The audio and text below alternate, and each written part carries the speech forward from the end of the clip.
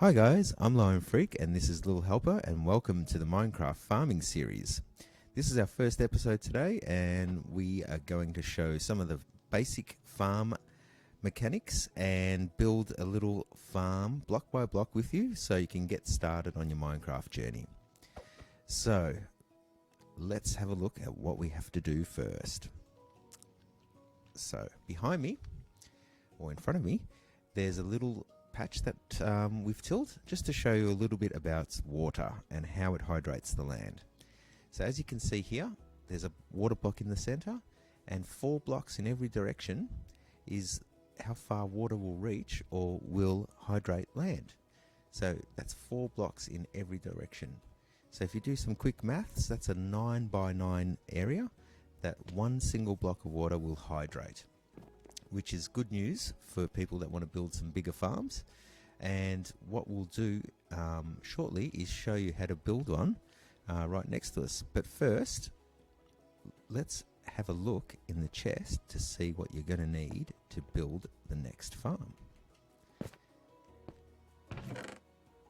Now, because I'm in creative, I've got some tools that I probably wouldn't have early game, but let's have a look. We've got a diamond hoe. Well, you can use a wood one or a stone one, doesn't really matter.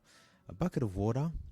You'll need a fence gate. Now that can be any type that you've got access to.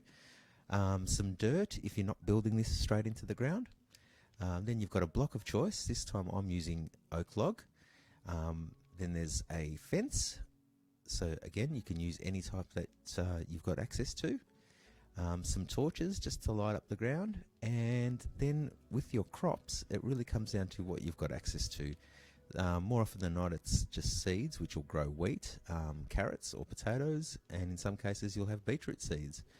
Now I haven't really decided what sort of crops we're going to grow today, but feel free to grow whichever crop suits you. And in the corner here we've got bone meal. Now this, you don't need bone meal, but if you do have access to it, it actually can help speed up the crops.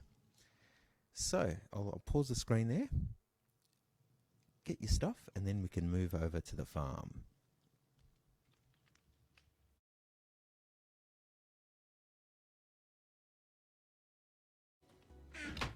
Alright, now that you've got all your stuff, let's head over to the farm and start building. So what I've done earlier is just laid out some blocks to show you what the farmland, how big the farmland needs to be, and some extra blocks just to show you where the border needs to be as well. So it's a 9 by 9, which is the yellow and black blocks there, and the orange ones show you the border, so that will be an 11 by 11 area. So let me lay the border, and then Little Helper can actually get on with the tilling of the soil and sowing of the seeds. So let's get started.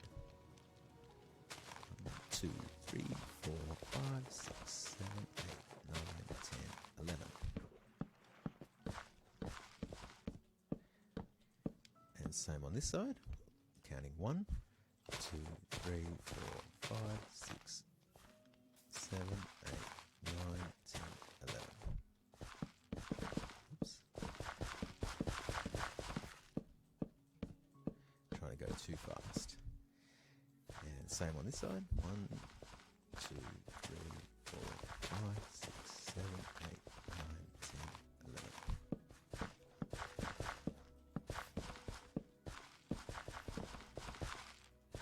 And last side. 6, 11.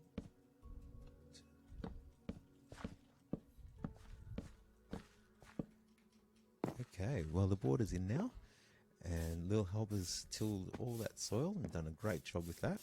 So what we can do now is actually start planting the crops. So just one little tip with your crops, always try to grow them in individual lines. So a row of carrots, let's say, and then a row of potatoes, and then a row of wheat or beetroot.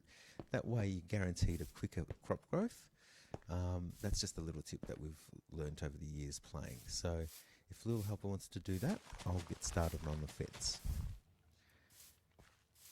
So with the fence, we'll just leave one space there for the gate, and then we can just easily go around and just place the fence.